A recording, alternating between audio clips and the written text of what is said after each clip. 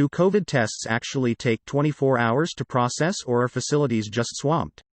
I had a COVID test done the other day and they told me the results could take 24 to 48 hours. Does the actual test take 24 hours to process, or are the testing facilities, labs just really busy?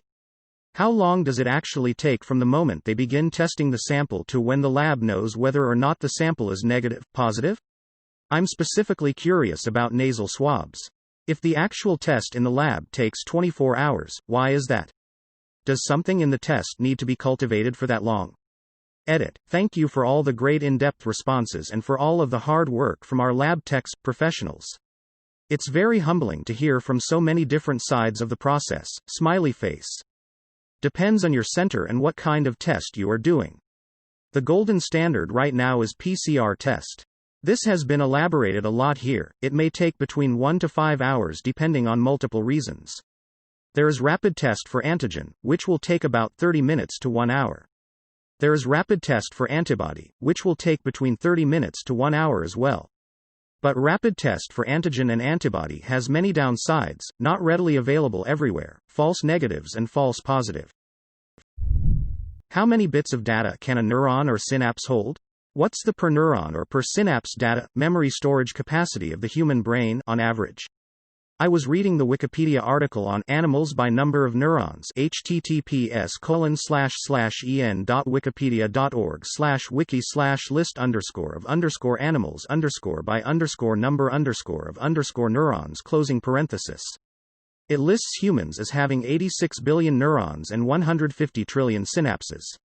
If you can store 1 bit per synapse, that's only 150 terabits, or **18.75 terabytes**.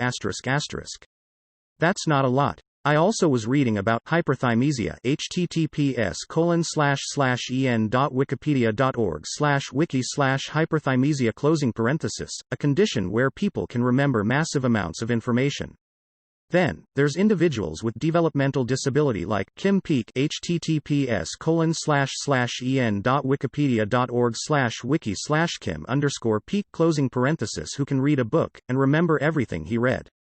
How is this possible? Even with an extremely efficient data compression algorithm, there's a limit to how much you can compress data. How much data is really stored per synapse, or per neuron? Was obsessing over an orb weaver spider in my front yard for essentially this very reason. That spider had the spot she liked, and to pull it off had to stretch a web from the cable line leading to our house from the telephone pole to a tree in our front yard, like an 8-foot gap or more, and then 6 feet down to the ground for another anchor, then spin the actual web. After that web was up, she was a master fly catcher with intense reaction times, pouncing on prey in fractions of a second. End of the night, the whole web would be taken down by her and she would hide in the tree. This spider had our front yard mapped out. All this accomplished with a brain that wouldn't even leave a visible mark if you smeared it on a white wall with your fingertip. How? Is vacuum something that is conserved or that moves from place to place? Wife and I had a long, weird argument last night about how siphons work. She didn't understand at all, and I only vaguely do. Imagine what that argument was like. But at the end of the debate, I was left with a new question. If I fill a cup with water in a tub, turn it upside down, and raise it out of the water, keeping the rim submerged, the water doesn't fall out of the cup. My understanding is, the water is being pulled down by gravity, but can't fall because there's nothing to take its place. Edit, wrong, and it takes a lot of energy to create a vacuum, so the water is simply being held up by the cup. Edit, wrong, and is exerting some kind of negative pressure on the inside of the cup. The cup itself is being pulled down by the water, but it's sturdy and doesn't move, so neither does the water.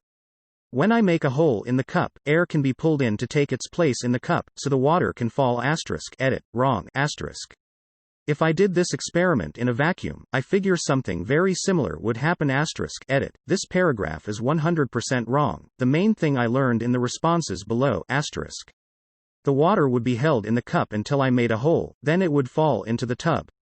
If anything, the water will fall a little faster, since it doesn't need to do any work to pull air into the cup through the hole. But then it seems that the vacuum is coming in to fill the space, which sounds wrong since the vacuum isn't a thing that moves. I'm missing something in all of this, or thinking about it all the wrong way. Vacuum isn't like air, it doesn't rush in through the hole in the cup to take the place of the water, allowing the water to fall. But then why does making a hole in the cup allow the water to fall? Edit. Thanks all, I have really learned some things today, but now my intuitions regarding how a siphon works have been destroyed, need to do some studying. Edit 2. Really, though, how does a siphon work then? Why doesn't the water on both sides of the bend fall down, creating a vacuum in between? So in the first example, the air pressure outside the cup, pushing down on the water, is greater than the pressure inside the cup. If you have raised the cup up 3 inches, the pressure in the cup is -3 of water from atmospheric. If you are working in a perfect vacuum, there is no air pressure pushing down on the water outside the cup. So you wouldn't be able to lift the water with the cup because there wouldn't be a pressure difference between inside and outside. It's the action of the air pressure pushing down on the water outside the cup that allows you to create the vacuum inside the cup and lift the water. How do we know what the magnitude of earthquakes was before the Richter scale was a thing? I was printing and binding an environmental impact report for a customer today, and one of the pages that caught my eye as I was flipping through had a table https://imager.com/a/strtfsx of significant historical earthquakes in Northern California. All but 3 of them occurred in 1906 or earlier, including the 3 largest, a 7.8 in 1906, the one that decimated San Francisco, I'm assuming, a 7.4 in 1838, and a 7 in 1868. The Richter scale wasn't invented until the 1930s. So how do we know what magnitude they were, even if it's an estimated range like they show on Wikipedia, https://en.wikipedia.org/wiki/list_earthquakes_in_California for some of the more notable California earthquakes rather than an exact number. These earlier magnitudes are estimated based on a variety of methods, including historical records, people reporting damage, shaking intensity, building collapses, etc., how far it was felt, and by measuring physical evidence available today of the earthquake impact, e.g. sediment slumps, fault offset, tsunami deposits, landslides, etc. In short, by measuring effects from modern-day quakes, you can start reconstructing older quakes. Ask Science AMA series, where misinformation and media specialists here to answer your questions about ways to effectively counter scientific misinformation. AUA. Hi. We're misinformation and media specialists. I'm Emily. https://twitter.com/saltshaker, a UX research fellow at the Partnership on AI and First Draft studying the effects of labeling media. https://www.partnership.ai.org/partnership-on-i-first-draft-begin-investigating-labels-for-media/on platforms like Facebook and Twitter. I interview people around the United States to understand their experiences engaging with images and videos on health and science topics like COVID-19. Previously, I led UX research and design for the New York Times R&D Labs News Provenance Project. http://newsprovenanceproject.com/. And I'm Victoria. http://www.twitter.com/victoriaquan_, the ethics and standards editor at First Draft. https://firstdraftnews.org/, an organization that develops tools and strategies for protecting communities against harmful misinformation. My work explores ways in which journalists and other information providers can effectively slow the spread of misinformation, which, as of late, includes a great deal of coronavirus and vaccine-related misinfo. Previously, I worked at Thomson Reuters. Keeping our information environment free from pollution, particularly on a topic as important as health, is a massive task. It requires effort from all segments of society, including platforms, media outlets, civil society organizations, and the general public.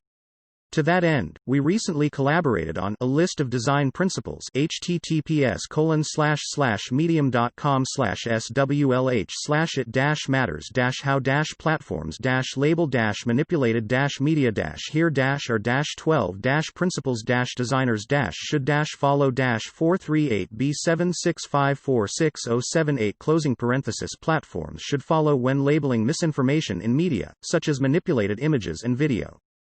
We're here to answer your questions on misinformation, manipulation tactics, risks of misinformation, media and platform moderation, and how science professionals can counter misinformation.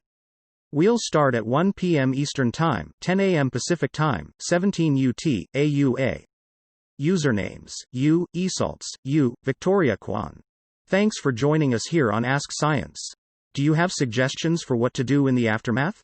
I.e., most of your work seems focused on preventing or slowing the spread of misinformation, which is obviously super important, but do you have suggestions for how to deal with folks who've bought massive quantities of misinformation?